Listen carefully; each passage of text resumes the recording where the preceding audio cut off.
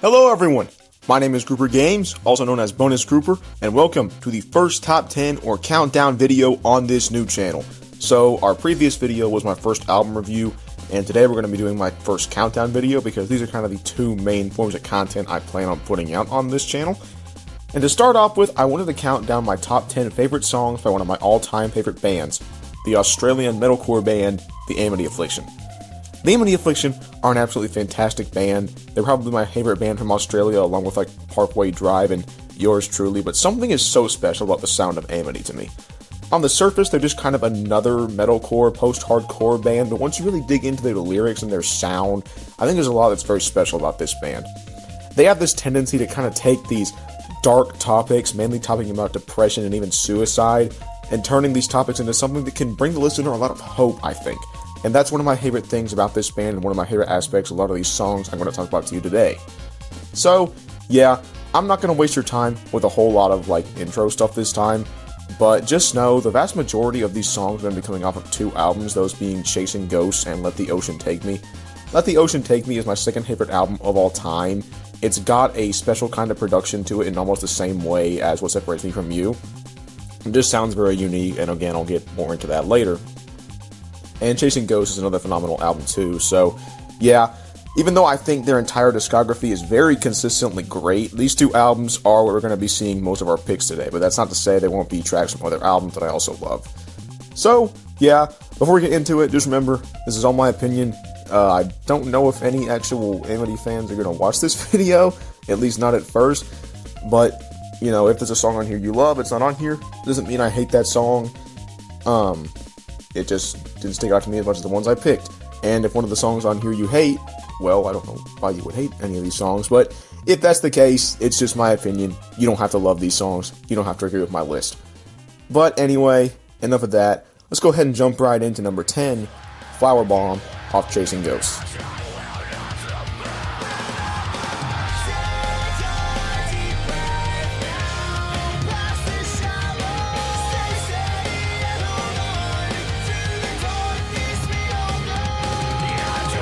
Coming towards the end of Chasing Ghosts, I really like the lyrical content of Flower Bomb. I think it's a song kind of about someone contemplating suicide, but then deciding not to do it, and I think it kind of goes without saying why that's kind of an uplifting message. It kind of talks about going down to the ocean, and maybe while someone is down there on the ocean, they think things over and realize this is not worth doing, and this is just one of many examples of how I think Amity really turned this dark topic into something very special. The instrumentation on this song is incredible. I really love the use of symphonics here, kind of that piano in the beginning of the song and kind of the strings that are brought into it. It's all fantastic. It sounds great. I think my favorite part of this song is probably that pre-chorus where R.N. Stringer, who sadly left the band recently, sings, "Take a deep breath in past the shallows, be steady and hold on through the darkness we all know." Very good, just uplifting lyrics right there. Like I said, Amity are a band that I come back to a lot for their uplifting lyrical content, and this song is one of the best, most shining examples, I think. It's really talking about just choosing to turn your life around and take life in stride, and I really like that. As far as the name of this song, a lot of early Amity songs have kind of weird abstract names in a similar manner to A Day to Remember, but whereas with A Day to Remember I could kind of vaguely make out why the song is called that, with these, I don't know where this come from. There's other tracks that have similar weird titles to this that we'll get to. But yeah, Flower Bomb is taking the 10th place. I think this is one of the best songs off Chasing Ghosts. It's one of the ones that stuck out to me the most at first, and I still love this song, and I still come back to it very frequently. Anyways, up next, number 9, All My Friends Are Dead, off of Everyone Loves You Once You Leave.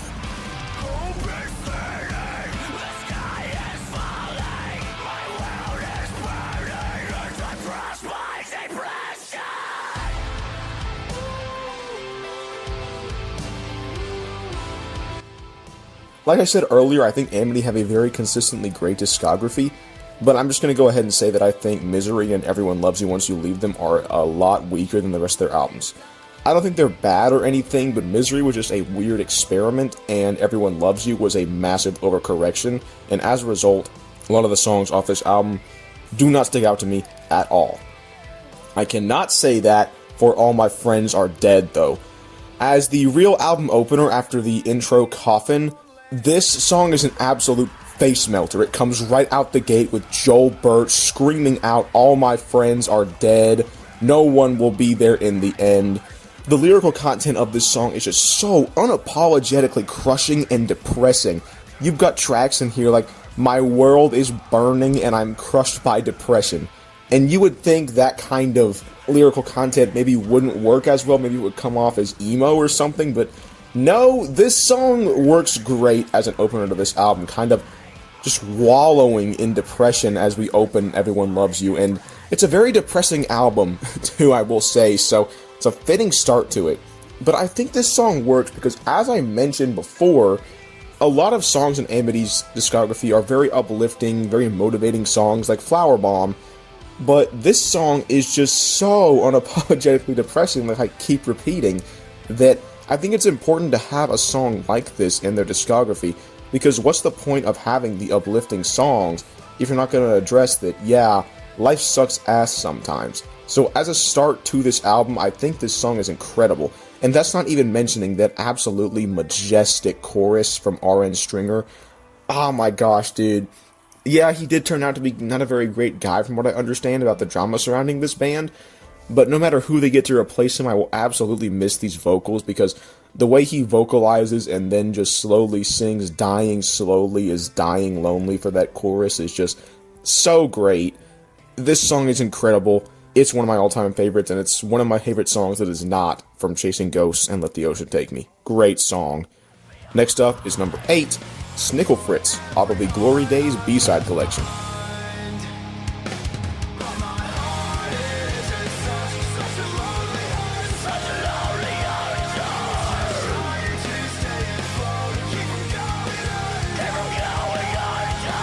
I don't think it's often you see B-sides on top 10 song lists like this, but yes, Snickle Fritz is really good. I believe this was originally a B-side off of the Youngbloods album, only to be put on the Glory Days B-side collection, and then I think reissued as a B-side off of Chasing Ghosts.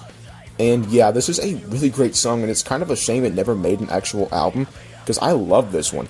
The chorus in this song is so catchy as RN sings, "My heart isn't such a lonely hunter," and stuff like that. I don't know what that means. I honestly couldn't tell you what this song is about. Maybe someone just searching for love or something. I don't know. But that's not why I like it. I just think it's a really catchy song. It does have kind of these screamed vocals from RN. I think RN is doing the screams on this song, as he does for most of those older Glory Days songs. I could be wrong about that, because this was recorded, I believe, during the Youngbloods era, which is when Joel came into the band, I think. So I could be wrong about that. If I am, my bad. If I'm not, cool. But anyway, yeah, as a B-side, I think this is an incredibly great song, and it's, again, a shame it didn't make an album. It's definitely the most memorable song off of Glory Days for me. A lot of those B-sides from the band's early years just don't really do a whole lot for me. They're just kind of whatever songs, I think. They're from a very obviously, like, infant state Amity that hadn't really found their sound yet because Joel wasn't in the band. So, yeah, that kind of makes sense. But no, this song is great. It's actually one of the first Amity songs I ever heard, and I didn't know it was a B-side at first, and I was looking forward to an entire album that sounded like this, only to unfortunately not get one. But that just makes this song more special in retrospect. So, yeah, this one's kind of a dark horse candidate, but if you haven't heard this song, definitely go check it out. This one's really catchy. Anyways, number 7, The Way Down, off of Let the Ocean Take Me.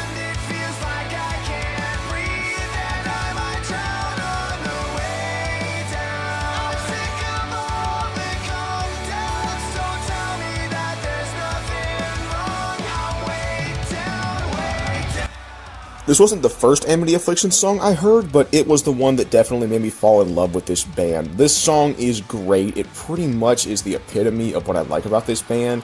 It's got some really unique instrumentation like the rest of Let the Ocean Take Me. It kind of starts to flirt with the use of synths in the beginning of the song, and that's something they would come to use a lot more in Misery and Not Without My Ghost, to varying degrees of success. I think the synths worked out for them very well in Not Without My Ghost, but not so much on Misery. But on this song, it's used very sparingly, just really in that beginning of the song, and it's used very well.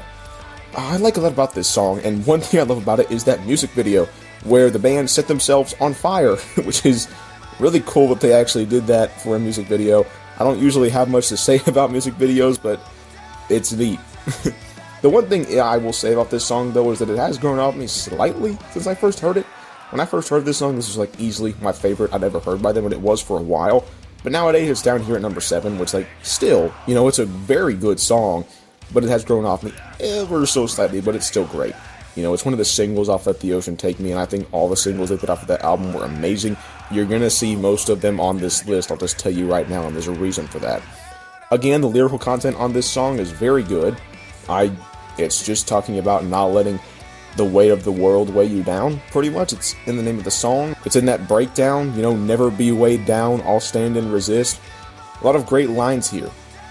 Like I said, I don't have a whole lot to say about this one, but just know it's the song that made me fall in love with Amity, and I continue to really enjoy it to this day.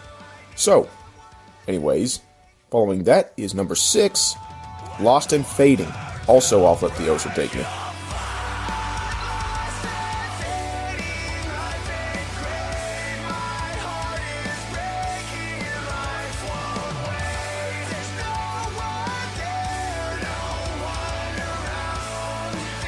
Coming in at number 6 is my absolute favorite deep cut off of Let the Ocean Take Me, and it's Lost and Fading. This song is excellent. There is so much I love about this song musically. I mentioned earlier how kind of Let the Ocean Take Me has this very unique production to it, in the same vein as What Separates Me From You. I don't mean that it sounds like What Separates Me From You, I mean that it's got like this unique production I can't find anywhere else that sounds so great. It's kind of got this more organic style to it that's very evocative of the beach and the ocean, I feel like, and this song has a lot of little moments instrumentally that I think really show that. There's this little refrain before the second chorus that is such a small moment, but it's something akin to like the chorus of Sticks and Bricks that I think really makes the song. But before I talk any more about this song, I need to bring up Let the Ocean Take Me Redux from last year. This was a complete re-recording and remaster of the original album, and I'm gonna put it bluntly, I hate it. Every single song is down-tuned, and unnecessary synths are added to most songs, and it just absolutely ruins so many of the tiny, excellent musical touches you can find on Let the Ocean Take Me, and Lost and Fading, I think, was absolutely butchered on this album. Like, I'm gonna play that little refrain in the chorus for you now in the original version, and then I'm gonna play the Redux version, and I think you'll see what I mean by it's ruined.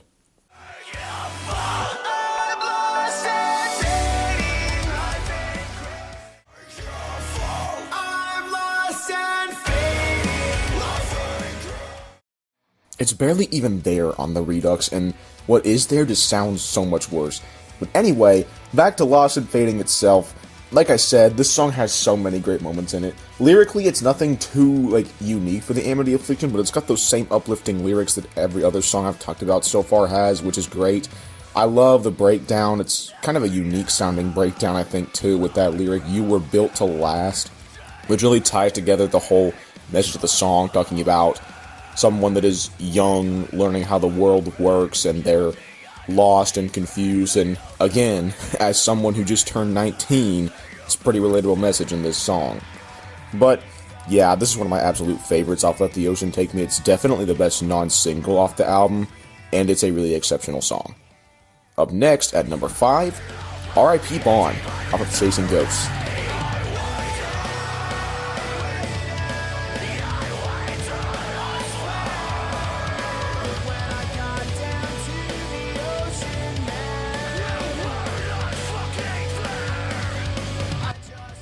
This is the third and final song in the trilogy of songs that have R.I.P. in the title, the other ones being R.I.P. Steggy and R.I.P. Foghorn, and I don't really care for those other two songs, but this one is absolutely amazing. This is yet another song by the Amity Affliction talking about death and suicide, this time the death of a friend, and some of these lyrics hit very, very hard, like towards that bridge, "I know now that you did not have any fight left," just what a crushing lyric, just talking about how much you miss this person and how sad you are that they either died or took their own life, depending on how you want to look at it. But despite the absolute crushing and depressing message of this song, just like All My Friends Are Dead earlier, I still think it's an incredible song regardless. That opening riff is super catchy and Kind of reminds me a bit of the riff of Lost and Fading as well. They're both super catchy, amazing riffs by the Amity Affliction. And like Lost and Fading, there are a lot of small little musical touches and just small parts in this song that I love. My absolute favorite of which being this part in the first verse where you have RN singing, I waited, I swear, kind of under the screamed vocals of Joel in the verses. The synergy of those two vocalists coming together with their different styles during that part is so well done. That part only appears once in the first verse in this song, but it's my absolute favorite part of the song. But the chorus of the song is amazing too. I like that it kind of dials it back a little bit. It's a little bit, not like slower pace per se, but it's just a little bit, I guess, dialed back compared to the rest of the song, and it fits really well, kind of, you know, taking the message of the song and really just putting it out there, like, I waited for you, but you never came. It's just such a sad song about losing a friend, and yeah, I don't think that's something anyone ever wants to go through, and this song definitely capitalizes on how sad it is when you lose somebody like that, with, again, some of these lyrics. I especially love the fact that it says, I hate you all the same in this song, talking about just the emotional turmoil of it, how, like, you know, you can't help but hate that this happened, and you can't help but hate the person for it, and it's so sad. Again, I keep feeling the need to emphasize just how depressing and sad this song is, but above all else, I think it's so well composed, so well written, so well performed. It's one of the best songs off Chasing Ghosts, and one of the best songs of their entire career, in addition to that. So, up next, number 4, Pittsburgh, off Let the Ocean Take Me.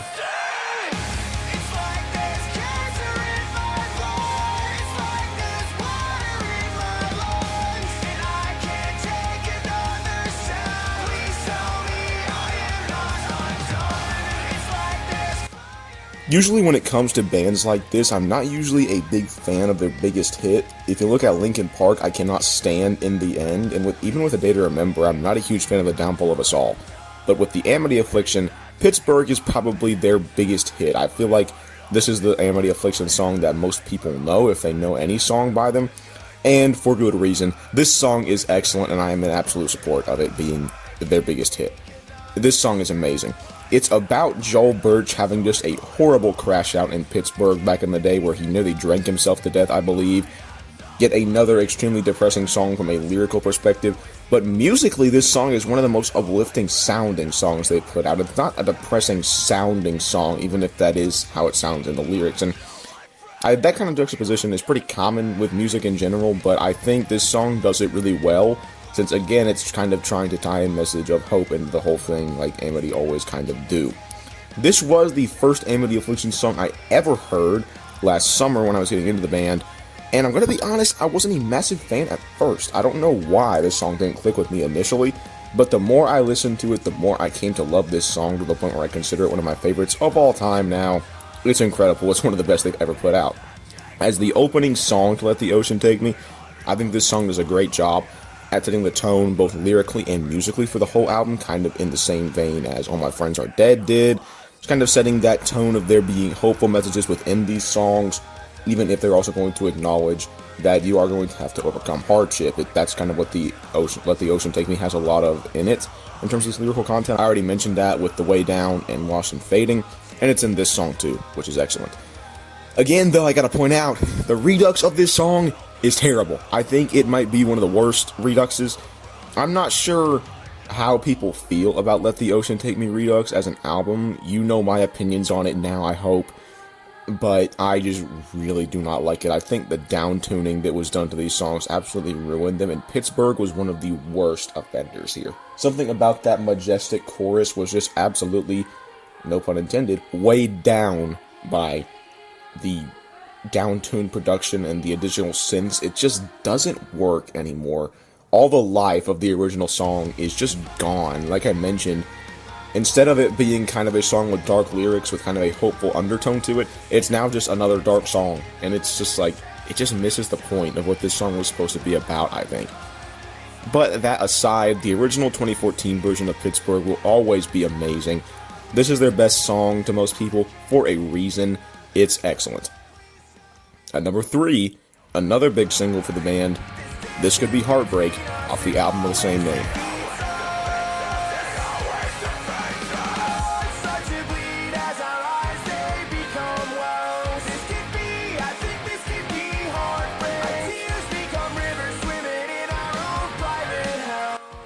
As the title track and lead single off of This Could Be Heartbreak, I think it was a pretty bold move to put out such a bleak and sad song as the lead single for that album, which makes sense because This Could Be Heartbreak as an album is a very emotional kind of, what's the term I want to use for this, like, I guess subdued album compared to Let the Ocean Take Me or Chasing Ghosts. But I still think it's pretty good, even if those two albums are far better in my opinion. I swear this song just gets better and more relatable with every time I listen to it, with lines in here like, yeah, it happened again, wave goodbye to all my friends. So many just bleak and sad lines in here, like I said for so many of these songs. Like, as sad as it sounds, I think the line is, they won't miss me when I'm underground, is that line? I always get that one confused, but it's something along those lines. That's another incredibly sad line in this song. There's so much to enjoy about this song, and that chorus is one of my favorite aspects of it. Orange Stringer coming in with a wonderful vocal performance in here, just like usual. I think this song musically is a very great segue from Let the Ocean Take Me to This Could Be Heartbreak. It kind of still has kind of the same energy as some of the songs off Let the Ocean Take Me, at least I think it does. But again, it's kind of leaning into that more emotional, subdued sound of This Could Be Heartbreak, and I think that works out very well. I will be honest, this is pretty much the only song I come back to off This Could Be Heartbreak. I think it's a very strong album as a whole, but I don't really think too many of the individual songs are all that great, but that's just my opinion. There are plenty of good songs on here, just none of them stick out to me as much as the best songs off their other albums. But regardless, I still think this song is excellent. I like it as kind of this slower start to the album. I think this is actually track 2 after I Bring the Weather With Me. I always get the track list of that album mixed up, but anyway, still kind of a slower, early track on the album, but I think it sets the tone very well, and it's just such a catchy, kind of almost mid-tempo song with so many great moments. This one's really good. Our silver medal winner then, number 2, Don't Lean On Me, off Let the Ocean Take Me.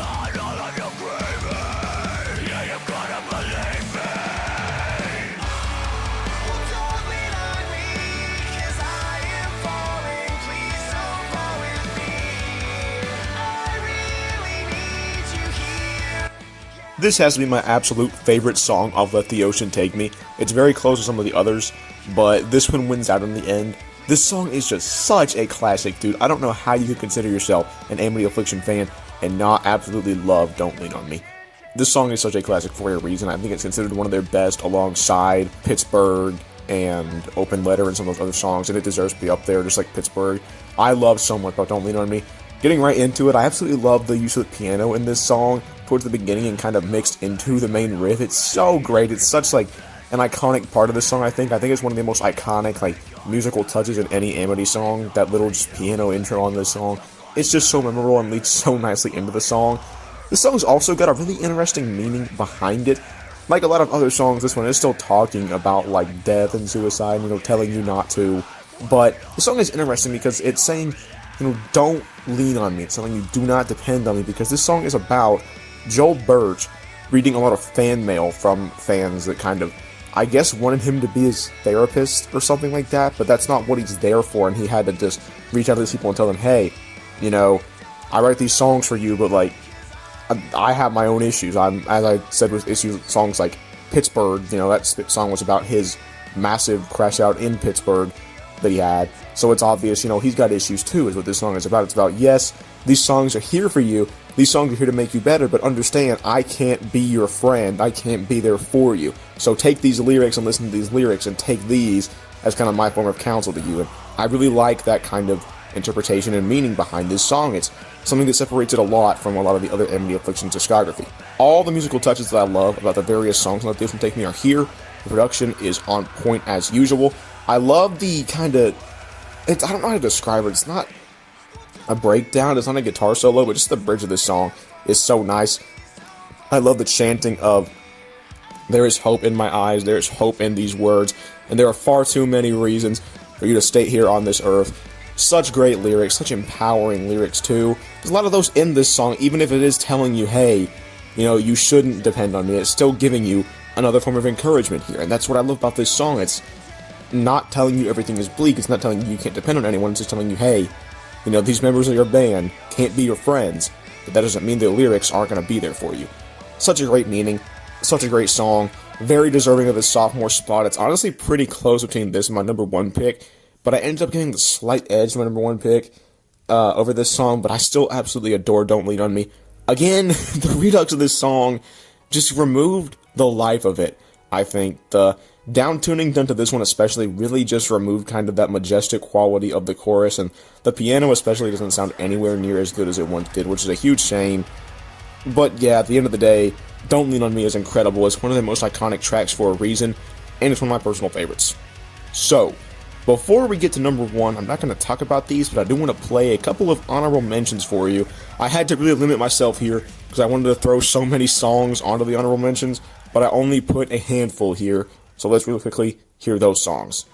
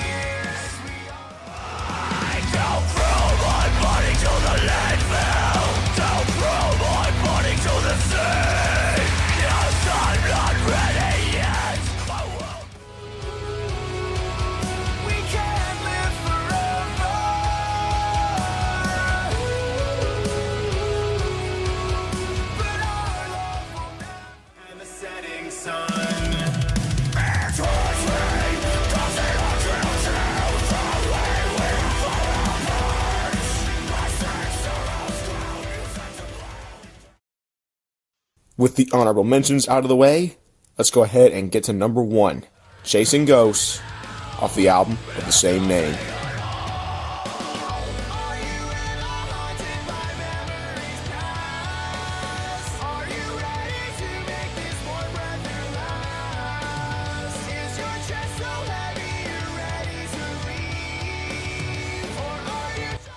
If you want to talk about tragic, sad, and depressing songs, look no further than Chasing Ghosts. A song from the perspective of someone who has already taken their own life and is just looking back at the consequences of this. There are several songs off Chasing Ghosts that kind of do this. Life Underground does pretty much the same thing, and that song was an honorable mention because I love that song, but I think this song does it even better. Again, it's a song about death, but it doesn't really offer any kind of, solution or console, like Don't Lean On Me or Flower Bomb. It's just depressing to the end. It really opens the album on such a fast-paced, but also somber and depressing note that gets into really the meat of the meaning in a lot of the songs behind Chasing Ghosts, because so many of those songs are depressing like this, but so many of those songs also are very uplifting, like Open Letter or Bondi St. Blues. One thing I absolutely love about Chasing Ghosts is the bridge, where they have that lyric, "Please don't follow my footsteps, cherish all you have left." Just pleading with the listener, do not do this. Do not make this mistake, because the person this song is from the perspective of made that mistake. And it's just so tragic in these lyrics here. It's almost like this is the other half of R.I.P. Bond, because R.I.P. Bond was reaching out to and grieving over this friend who took their own life, and Chasing Ghosts is from the perspective of someone who did do that. So it's almost like it's an answer to that song, even though this song comes first on the album. Or maybe you can see it as R.I.P. Bond is maybe the fallout of this song. I don't know. I've heard some talk about Chasing Ghosts as an album being considered a concept album before. I don't really see any kind of clear story in that album, personally, especially considering you have a segue from R.I.P. Bond and Life Underground into then Open Letter, which those songs were depressing, and Open Letter is just this massive happy song, and then it goes to I Heart HC a little bit later, which is a super depressing song about there being no afterlife. So it's yeah, but this song though opens it so well. I've talked about this song like it's this super depressing and tragic song, But beyond that, I think it's such just a well composed and well put together song. The source material is handled with a lot of care, as I hope I've made it clear to you, and musically it's so well done. I feel like the instrumentation here is very similar to kind of the more natural style of Let the Ocean Take Me, except here it's kind of like less evocative of the beach and the ocean. I feel like it's kind of evocative of being in the forest almost, which maybe that's just the music video talking, but that's just kind of the vibe I get from it.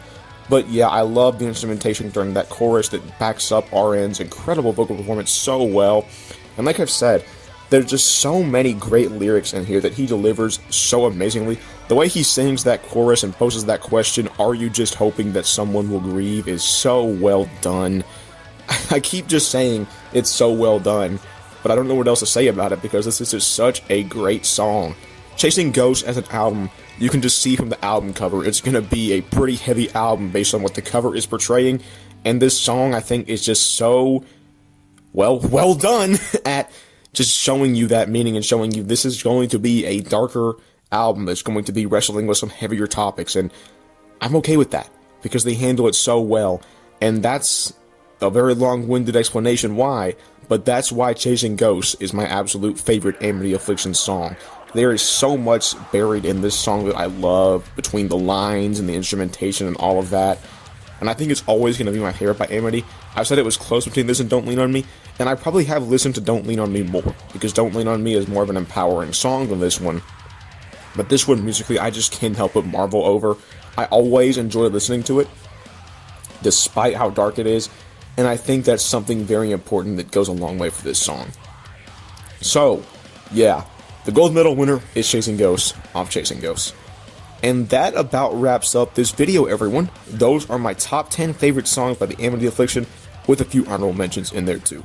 Those honorable mentions, a few songs later on the list, could be swapped out for some of those on any given day depending on how I feel. But all the songs I've discussed to you today I think are absolutely incredible. If you're not a fan of the Amity Affliction, I think you should absolutely give them a try. I think they're one of the best metalcore bands out there. They have so many great songs beyond just these. All their albums are worth checking out to some degree, and I think they're amazing. I don't have much else to say beyond that. So, that's going to wrap it up for this video, everyone. Hope you enjoyed. If you're a fan of Amity, let me know your list in the comments below. If any Amity Affliction fans even see this video, which is doubtful, but we'll see. And that's all I have to say. So, I'll see you guys in the next video.